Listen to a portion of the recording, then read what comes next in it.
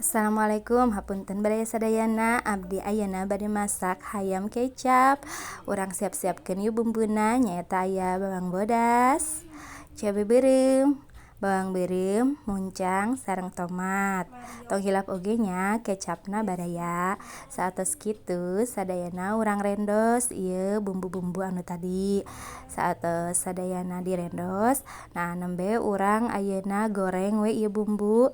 Nah, saatos digoreng kitu dugi kaasak, nembe we lebetkeun hayam anu tadi atos dikumbah tea.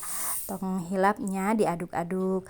Tah saatos rada setengah mateng, nembe we urang ngagulakeun cai, margina memang kedah ku cai panas nya baraya supados raos.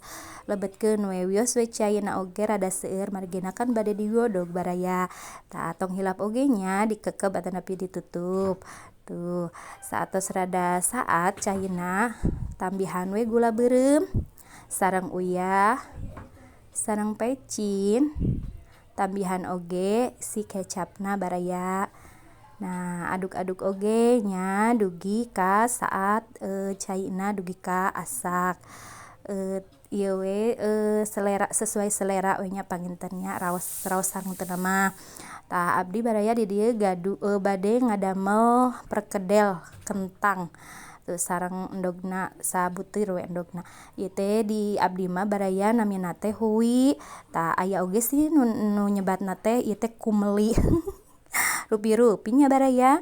Satos kitu eta kentang atanapi huwi atanapi kumeli digodog we nya dugi kaasak. Satos kitu urang ayeuna rendos eta si kumeli atanapi kentang tambihan we ku endog sahiji we baraya, tambihan oge ku ladaku sareng royko supados raos.